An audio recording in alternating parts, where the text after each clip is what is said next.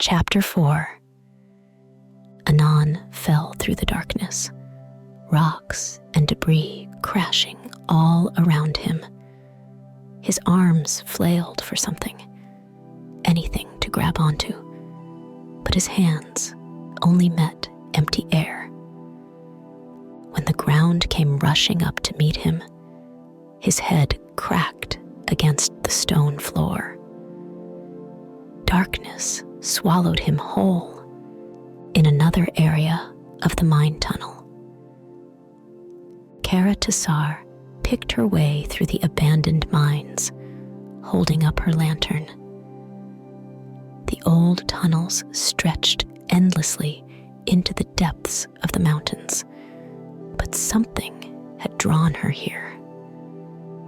A strange energy pulsed from deep within, like a heartbeat. Before she could ponder the mystery further, the light from her lantern glinted off metal.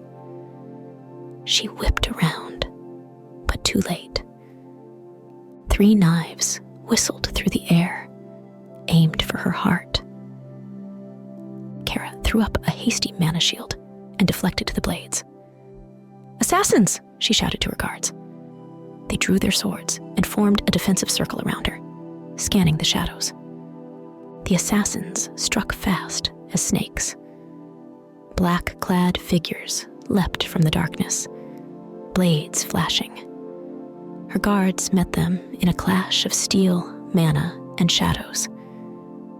Kara joined the fray, throwing fireballs to illuminate the gloom. An assassin dove at her, and she sidestepped, grabbing his arm and hurling him against the wall. He slumped to the ground, unconscious. Panting, she checked on her guards. One was down, a knife in his throat. The remaining 2 had defeated their opponents, but blood dripped from shallow cuts on their arms. "Be on alert," she said. "There may be more." What had she stumbled upon? And who wanted her dead? She prepared herself and lifted her lantern high. The assassins would not deter her. She had to discover the source of that strange energy, pulsing like a heartbeat in the dark. Anon awoke to the sounds of fighting in the distance. His head pounded where he'd struck the ground, but otherwise, he was unharmed, thanks to the mana barrier he'd unknowingly cast. He crept toward the sounds, summoning a ball of light to illuminate the tunnel. Up ahead, he spotted figures in black, attacking a woman and 2 guards. The guards were tiring, bleeding from multiple wounds. If he didn't intervene, they would surely die. Anon whispered an incantation and flung a rope of mana at the nearest assassin. It coiled around the assassin's throat, and with a violent jerk, Anon snapped his neck. The remaining assassins whirled, startled. Anon flung 2 daggers of ice with unerring accuracy, piercing their hearts. They dropped without a sound. Silence filled the tunnel, broken only by the woman's harsh breathing. She stared at the corpses, then at Anon as he emerged from the shadows. Her eyes were pale blue, her hair like spun gold. A noble, if the clothes she wore was any indication. "You have my gratitude," she said to Anon, tipping her head. Her guards, however, gripped their swords tighter, eyeing him with suspicion and no small amount of fear. Anon sensed the tension and kept his hands visible, aware that, to them, he had just demonstrated a dangerous power. "There may be more assassins," Anon warned. "We should leave this place." The woman considered, glancing once more at the strange tunnel behind her. "You are right," she said. To her guards, she added, "Bind his hands. We will take him with us for questioning." Anon tensed, but allowed the guards to restrain him without protest. he'd saved their lives. He had nothing to fear from questioning. Still, as they navigated the tunnels leading back to the surface, Anon couldn't help but wonder what secrets were hidden in these mines, that someone wanted this woman dead for discovering them. They hadn't gone more than a few meters when Kara suddenly froze. Down the corridor, 3 more assassins had appeared. These weren't ordinary assassins. They glowed with an eerie blue light and immediately began chanting a dark spell. Anon and Kara rushed forward to engage them in battle, but it quickly became clear that their enemies were far too powerful for them to handle alone. With a flurry of blades and fireballs, they managed to keep the assassins at bay for several minutes. But with each passing moment, it became certain that their luck was running out. Kara screamed as one of the assassins lunged forward and grabbed her by the throat. Anon leapt forward, summoning all his strength to block the blow. In a swift motion, he summoned a wall of rock from nothingness that blocked the assassin's attack and knocked him back against the wall. The assassin, however, was not to be so easily deterred.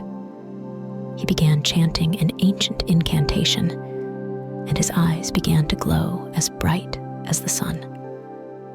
The walls of the tunnel began to quake and crack, and it soon became clear that he was attempting to collapse the entire tunnel. Muttering a desperate prayer in his mind, Anon summoned his remaining strength and released it in one final burst of energy that caused a powerful shockwave which reverberated throughout the tunnel. The ceiling of the tunnel started to crack under the pressure, and small shards of debris rained down on everybody. Anon quickly grabbed Kara and shielded them both from falling debris with his body, just before they heard an ear-splitting crash as the ceiling came crumbling down on top of them all.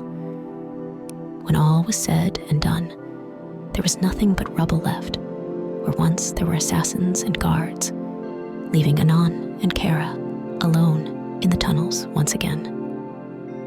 Anon and Kara discovered that the tunnel had caved in, blocking the entrance. Anon's heart sank as he ran his hands over the stone. Solid, unbroken. There would be no easy escape. Kara touched his arm. "Do not despair. My father will send rescue once I do not return." Kara sank to the floor, dust puffing around her skirts. "We must ration our supplies in the meantime." "Of course, young miss." Anon rifled through his pack, taking stock of their meager provisions. Food and water for perhaps 3 days, if they were careful. He offered Kara half of his share, as was proper, but she waved it away. "We share, else I will go mad with guilt, and you with hunger." Her lips quirked. "Unless you mean to insist on propriety, even in this." Anon chuckled, some of the tension easing from his shoulders. "No, young miss. Propriety can go hang, if it means your survival." "Well said." Kara slid down until she sat, skirts pooling around her. "If we are to be improper, you may as well sit, and call me Kara." "I could not, young me, Kara." Anon sat, hesitant. "You are of a noble house. It would be wrong of me." Trapped in a cave with no easy escape, about to fight for our lives, and you fret over titles? Kara rolled her eyes. "Anon, propriety is meant for ballrooms and banquets, not life and death." Anon opened his mouth, then closed it again. She had the right of it, he supposed. "As you say, Kara." Her name felt strange on his tongue, but not unpleasant. Kara smiled, and Anon's chest warmed. Much better. Now, we should pass the time in useful fashion. Tell me of yourself, Anon, and how you came to serve my house. Anon leaned back, searching for where to begin. He had not spoken so freely of himself for years. But if it helped pass the time and eased Kara's fears, I was born a peasant in the eastern reaches, he said slowly. My village was small, and life was difficult. Kara listened with interest, her eyes never leaving his face. Anon found himself speaking more and more freely, and was surprised to realize he did not mind. Anon was describing his early days when a loud rumble shook the cave. Dust and small rocks rained down from the ceiling. Kara jumped to her feet, eyes wide. The tunnel! It's collapsing! Anon leapt up beside her.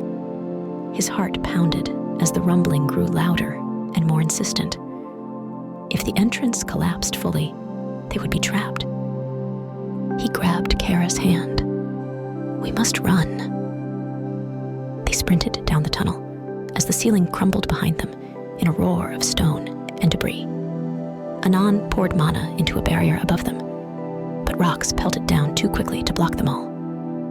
Kara stumbled, crying out as a large rock struck her leg. Anon scooped her into his arms without breaking stride and ran on, gritting his teeth against the burning in his muscles. After what seemed an eternity, the rumbling faded. Anon slowed, panting harshly, and looked behind them. A solid wall of stone and rubble blocked the tunnel even further. He looked down at Kara in his arms, meeting her frightened eyes, and steeled himself. He had sworn to protect her. Now it seemed that vow would be tested to its limit. Do not fear, he said softly. I will keep you safe. Kara stared at him, then nodded once, sharp and jerky. Anon could see the effort it took for her to compose herself, and his admiration for her grew. And you, she said. Her chin lifted, and her eyes hardened with determination. We will survive this, Anon. This is the end of chapter